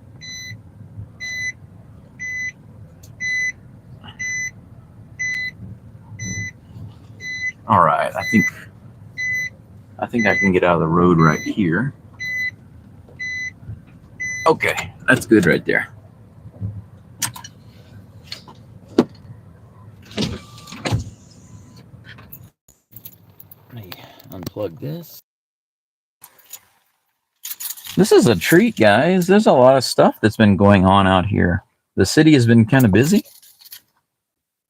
It's not like in back in Louisiana, where it takes an act of God to get anything done by the government, whether it's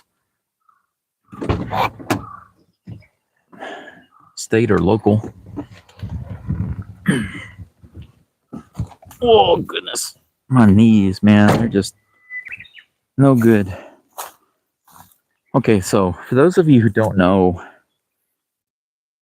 if you go down there to the right, that's where my house is. That's where I just came from. But for those of you who don't know, way back here in the back, many years ago, I think it was 2018, in Hiroshima, there was a very notorious, infamous series of storms that dumped a ton, and I mean tons and tons of water all over this area in Hiroshima. And there were so many landslides and lots of damage done and all sorts of things like that.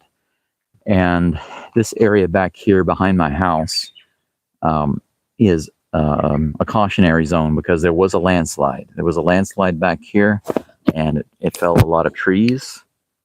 And I haven't been back here since they did this, Glenn. I haven't been back here either. But whenever I first moved out to the house, I actually walked up here. I walked up here in the woods because this area right here used to look like this. Okay, all of these trees were here, but they cleared this out. But when I first came here, I walked into the forest here and all the way up there, and there was kind of a fence, and there's an area that goes all the way up and kind of curves back to the left, and you can see many dead trees and lots of trees that have fallen over and everything. And it's because there was a landslide up there, and that's why I walked up there. I could see it from the backyard of my house, and I wanted to get a closer look, so I went out and looked at it. Many months later, I went back. This was last year. Last year, I went out here again, and while I was back here, I found out that on the ground, I found some granite, and I realized it was a cemetery, a grave site. And when I uncovered the kanji, I found out, and my neighbors actually helped me discover it was the family that I bought the house from. So the family grave had been damaged from that landslide. And just right after that, I talked with one of the grandson who's around my age, and he told me that yes, their family burial site was basically destroyed by that landslide. And he and I talked about it a little bit, and he said that he talked with the city one day, and they said that the city was going to come out here and go out here and start repairing that landslide and fixing it so that it was no longer a danger in the future. And of course, that's really good news for me, because even though my house isn't in the immediate danger zone, it is in kind of a yellow cautionary area. And with them fixing this landslide and that water over there in the pond, that these are two really big things, big pieces of news for me and the house. So I connected it to my pocket charger. It's not 1%, so I'm hoping that it charges faster than its draining battery, but I'll try to show you what's going on here, okay, if I can. Let me turn this back around.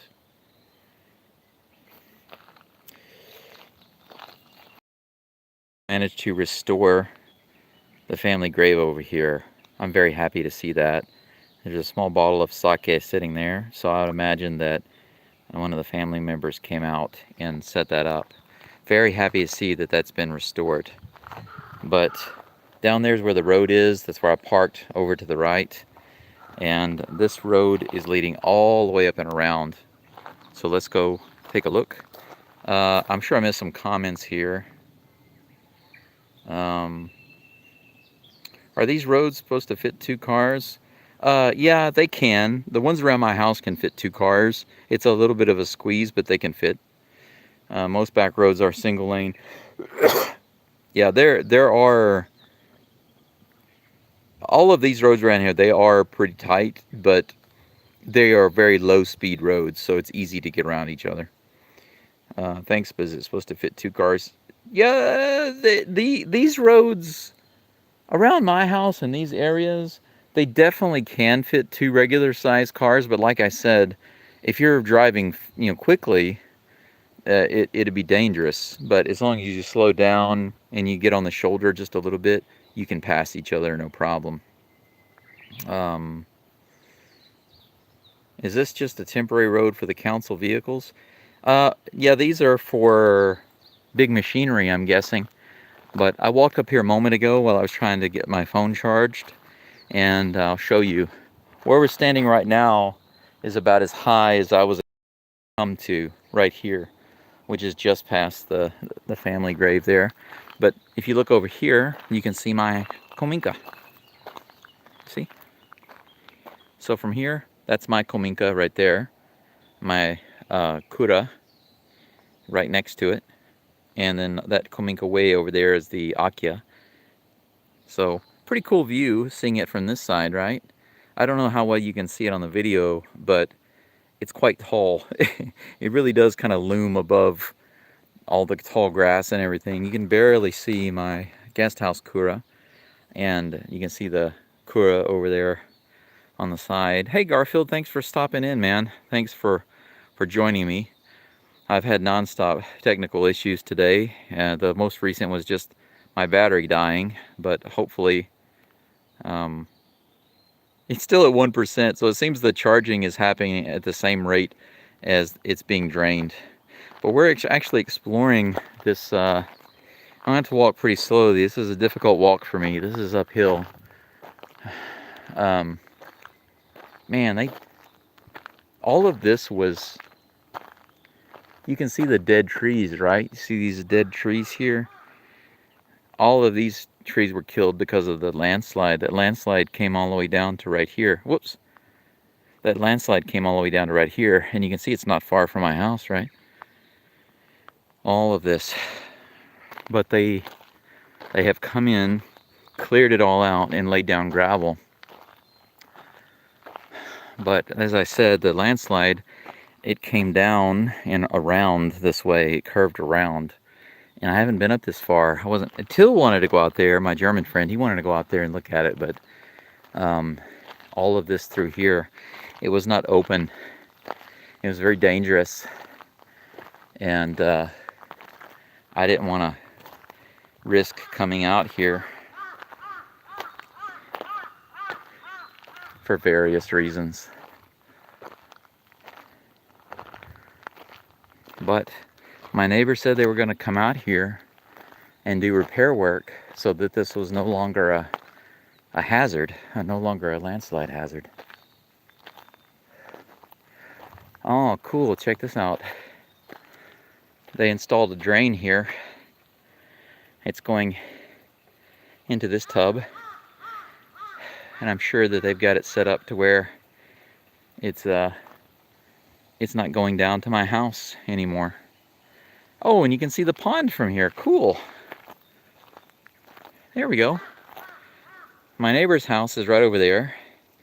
And here you can just barely see the pond through there.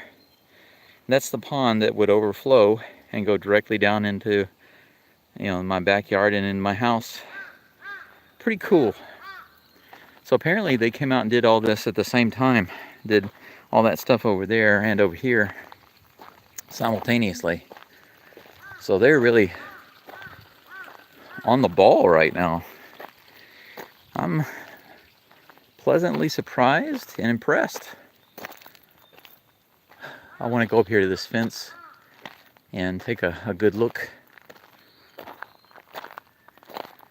By the way, just in case we see a bear out here, I wanted to let you guys know that last week I got a notification from Higashi Hiroshima City. This is the second one I've received in about 6 months or so. And it was a warning of bear tracks that were found in this area. And of course, Higashi Hiroshima is a large place, and Toyosaka is the main town here locally. But this area where I live is Yoshiwara, and Yoshiwara is where the alerts were issued twice over the past 6 months or so. So they found bear tracks out here, and if you were to go that way over this small mountain, there's another mountain nearby, and they actually have signs on the roads out there that warn you of bears. And so I think the translation is funny because it actually says bear infestation. It sounds very scary. So just letting you know, if for some reason I get attacked by a bear, I'm hoping I can win, but if I get cut or I bleed, it's probably going to be very bad for me because I'm on blood thinners. Well, it's 12 o'clock. I just heard the siren in the distance. Yes. Very good. Okay. So this is what caused, you can see this, right? I think you can see it. This big dip right here, okay? All this water that's been coming down from the mountain here, and with the heavy rains and the snows and everything, this is what caused the landslide. And they've got it set up here with this drain, and the drain is running down here, that receptacle that we just looked at, and it's being whisked away out to the rice fields instead of my backyard and under my house.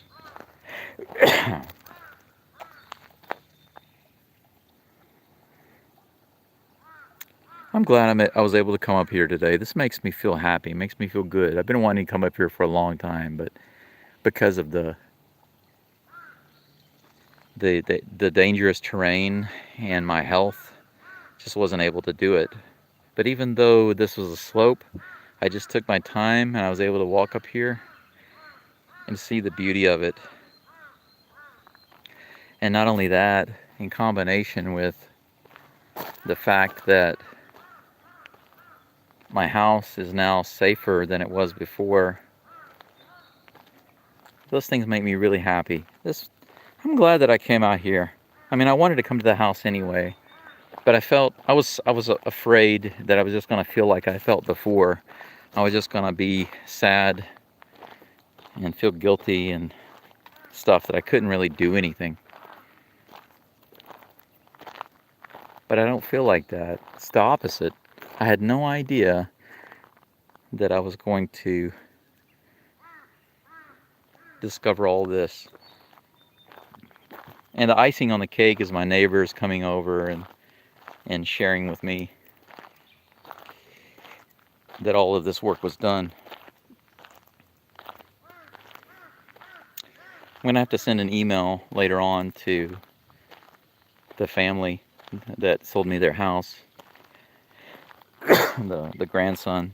I want to reach out to him and tell him I'm happy and congratulations about the family grave being restored.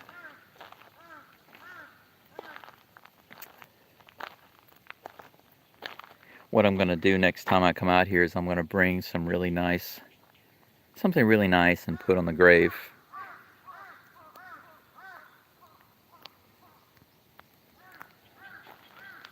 Yep, so that pipe up there that's draining goes underground and comes out right here. And then they've got that running down and across into the rice fields. I wonder if we can get a better view of the pond over here.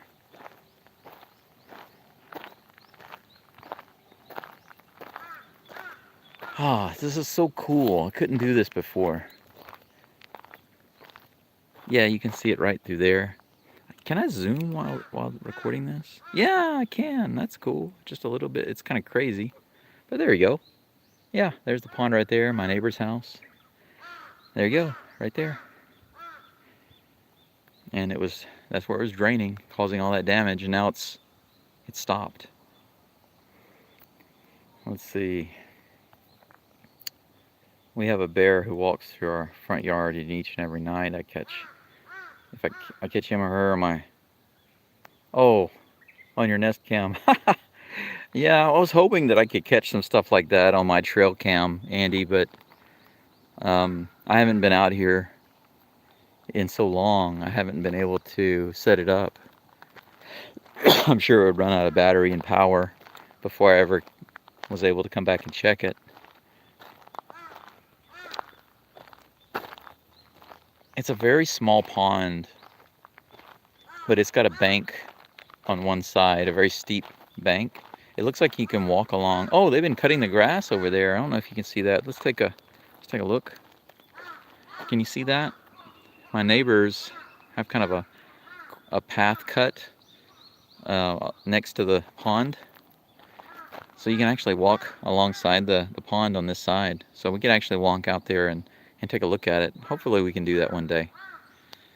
Yeah, my dream is to get all this grass cleared out back here. Everything from the house all the way up to here. Get all this cleared out, all this grass. This land is kind of being treated like mine by my neighbors because it was part of the family's original land. But it's not officially mine yet. But I want to treat it like mine anyway. And one of these days I want to go ahead and purchase it. I don't believe that there are any stipulations on what I can do with it. It's not specifically agricultural land, so I can get it no problem. And then I can do what I want with it. And I don't plan on using it to grow a bunch of vegetables and stuff. You know, I'm not into the farming thing so much. I like to grow some things, but my intention has never been to live out here full time.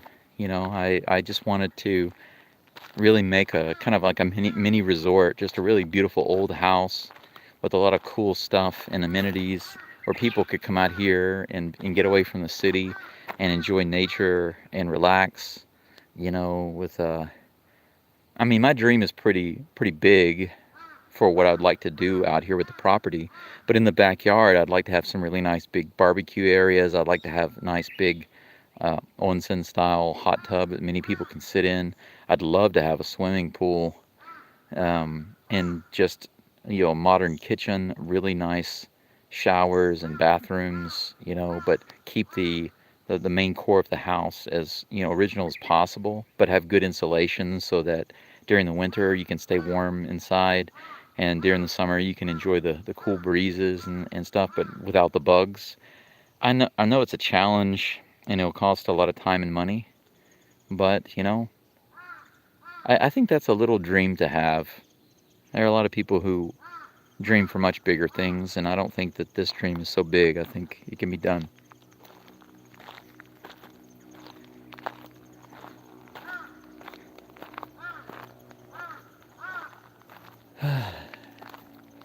So quiet out here. Just the crows.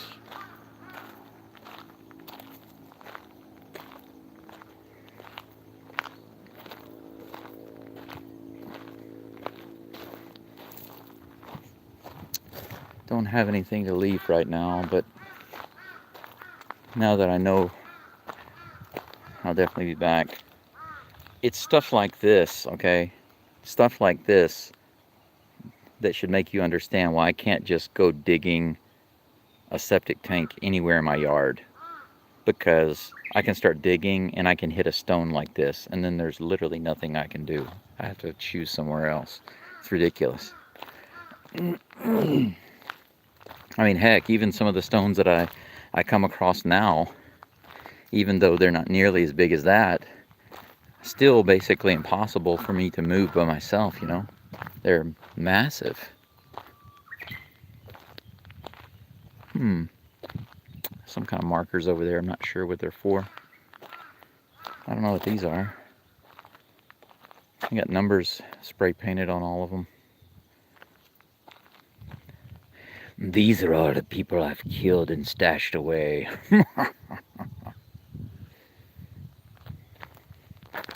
I love these trees. They're beautiful.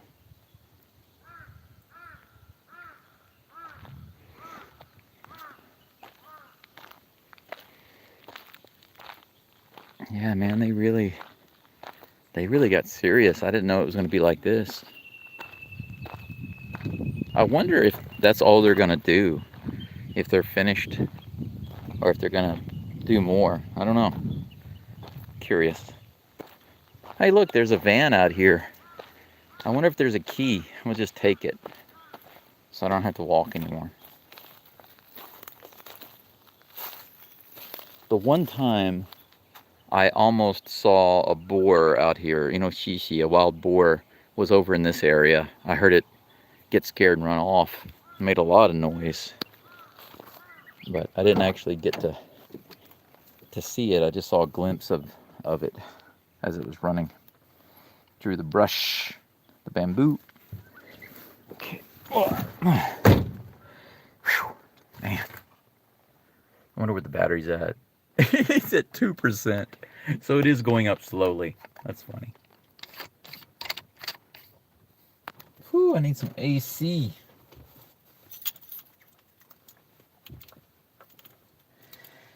You know, it is warm today. It's pretty warm out here. But even so much better than Louisiana, man. You have no idea. You have absolutely no idea. Just like a koala, you have no idea. To have a dream makes it easier when you're always trying to move forward. You have to have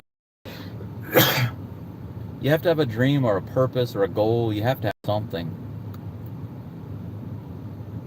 And that's one of the things that I've kind of been missing, honestly, with this fight for my health. You know, I'm not ashamed to say that there have been a lot of times where I just have no desire to live, just don't care, because it's difficult for me to see any good reasons, any good motivations. I mean, there are books that I want to write, there are movies that I want to make. I'd love to be able to have a second chance at a relationship. Even though I'm 49, assuming that I would be able to not only recover my life but thrive and do better, I'm even open to having more kids. And that's mainly because I only had one daughter, and as far as I'm concerned, she was a strikeout because of how she's turned out. I'm ashamed of her, disappointed. And I don't think that that's going to change. I want it to change, but I'm not delusional, you know? I'm very realistic. I'm too old and experienced to be a fool about sociopathic, habitual liars, narcissistic, people. I have a lot of experience dealing with people like that, and they don't change. When people don't exhibit any empathy, sympathy, or ability to acknowledge when they're wrong or when they've lied or done wrong. I've never seen anybody go from that to improvement ever. It doesn't happen. So I don't waste my time on people like that anymore. I don't care if they are blood relatives. I don't care who they are. But anyway, drive down to the cafe and have well-earned lunch. And the people there will be, I'm sure, they'll be surprised and happy to see me again. And I'll be happy to see them.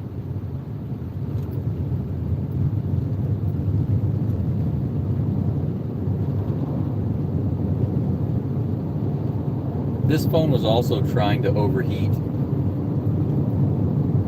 What is the deal with technology, man? They come out with brand new phones every year. And honestly, I don't need a brand new phone. What I need is a phone that works.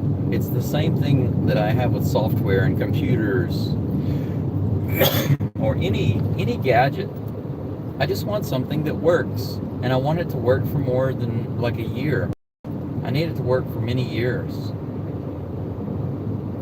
I don't want to spend $1,000 on a phone at all.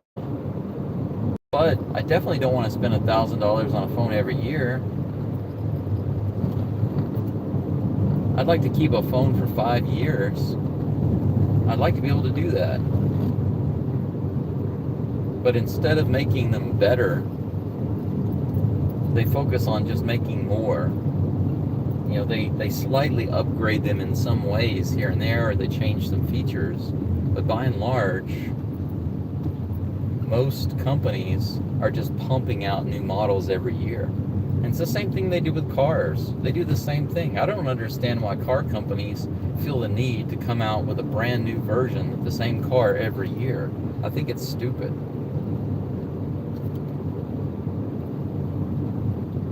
Just make something that's good, that doesn't break. You know, if you make something in 2024 and then you start thinking about later on what you're going to make after that, it's very easy to just go back and look at all of the problems, all of the main problems that occurred with your 2024 model, and just focus on improving those things and anything else that could be improved if you're going to make a new model, rather than trying to recreate the wheel and slap the same name on it, you know? They do the same thing with phones. I don't get it. Just fix these little issues so they don't keep popping up, you know? Welcome to downtown Toyosaka. My phone is overheating again, so we're just about to stop at the cafe anyway, so. Oh. What's going on there? Not quite sure what he was thinking about, but.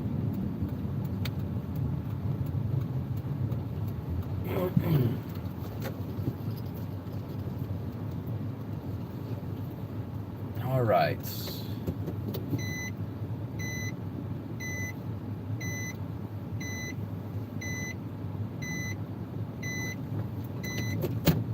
This is where we stop, guys.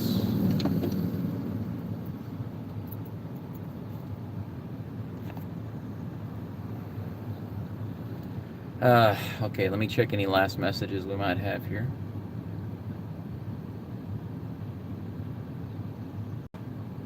You've always had the dream, you were just lacking the path forward. Yeah, and when you're suffering in your health and in pain, it's very, very easy to only feel that and think that that's your reality and things are never going to be better. It's easier to just give up, you know. That's the way I've been feeling. So even though there's so many things that I'd like to experience and do, being sick really just puts a big damper on that, right? That's the dream. You have a phone that works. I mean, a a phone that just does what it's supposed to do, the simple things, you know, the main things it's supposed to do. Take pictures, shoot video, you know, have a decent battery, not overheat. These are the most simple things. Just build it to do those things and I'll be happy. Andy says, this is why I stick with good old analog photography. Film doesn't crash. You're right. That's the thing. You might have a mechanical problem, but chances of that happening are slim. And if it does happen, you can probably fix it yourself, and then you won't have that problem again for a long time. But digital, sometimes it can do things that are inexplicable. Everything can just freeze. It just freezes. And there's no way to know why or how, and you can't just unfreeze it. Oh, there's a latch stuck, and you fix it, and then it unfreezes. No, because it's digital. It's BS is what it is. Enjoy. Have a good one. Give an update after tomorrow. Thanks, Glenn. I definitely will. After I have my talk with my doctor, my counselor, and I get some more information about where we're going to go from here, I will update you and the others. Thank you so much. And Philippe, thanks, Brandon. It was nice to see the Akiya again. Yeah, man, thank you for coming out. I feel like the drive out was kind of nonsense, and there were some technical issues. But discovering the drain system on the side and the fixing of the landslide in the back, these were really big treats. I guess you have to go through the crap to get to the good stuff. Yeah, to get to the cream, you know. And I felt like that's what happened today. Really great news. Makes me hopeful, makes me feel better about the house when I'm not here. It's going to be able to be sustained for a little while longer until I can get things sorted out there. So I don't have to worry about it so much. It makes me feel good. So it was nice. Very happy that I was able to come out. And now I get to go in and see the ladies in the cafe and grab a bite to eat. Thank you all for coming out and being with me through this whole thing. Some of you have stuck through all of these ridiculous technical issues, and I really appreciate that. Looking forward to seeing some of you again, or maybe some of you for the first time. Hope in the future, when I'm better, things out at the Kominka are fixed up and I can actually have visitors come and stay. That would be awesome. I really do hope that that's the future that I have, but whatever happens, I'm okay with it. Until then, I love you guys and take care. Thank you very much, and ありがとうございます。じゃあね。ポンポン。